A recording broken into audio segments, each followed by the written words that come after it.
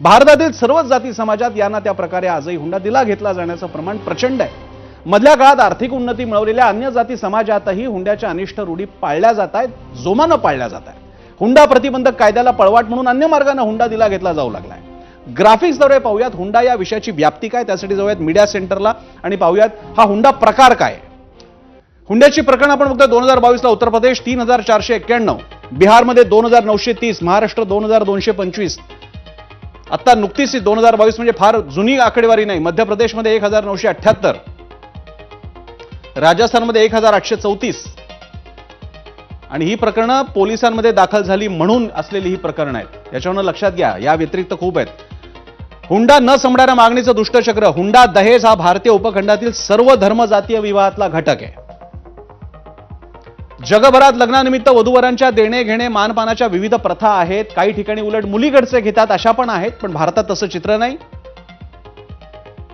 हुंडा विरोधी कायदा येईपर्यंत देशात हुंडा ही विवाहाची जणू काही अनिवार्य अट होती, म्हणजे लग्न झाले म्हणजे हुंडा दिला घेतला असणारच।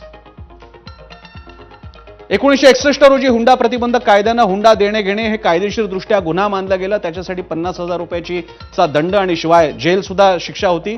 हुंडा हे स्त्री भ्रूण हत्येमागील अनेक कारणांपैकी एक महत्त्वाचं कारण आहे, लक्षात घ्या। स्त्री भ्रूण हत्येमागील एक महत्त्वाचं कारण हे पण आहे की मुलगी मोठी झाली की हुंडा द्यावा लागणार।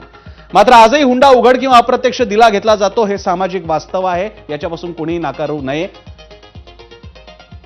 मुलीला द्यायचं ते द्या, लग्नाचा खर्च करा, मुलाला भेटवस्तू द्या, मानपान या नावाने या मागण्या म्हणजे हुंडाच असतो। हुंडा म्हणजे लग्नाच्या आधी दिलेला पैसा नव्हे, तो नंतरही चालू राहतो। हगवणे कसपटे प्रकरणात लग्नानंतरही सासरच्यांकडून पैसा गाडीची मागणी झाल्याचा आरोप करण्यात आला होता, कसपटेंनी केला होता। हुंड्यावरून लग्न मोडणे, लग्नानंतरही छळ, दोन्ही स्थितीत मुलीकडचे धास्तावतात।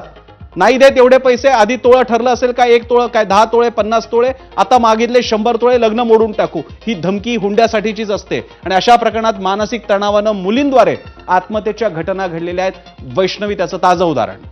हुंडा नसला तरी सामाजिक प्रतिष्ठेपायी दोन्हीकडून मोठे खर्च केले जातात। हा हुंड्याच्या पलीकडचा मुद्दा, तोही तितकाच गंभीर आहे।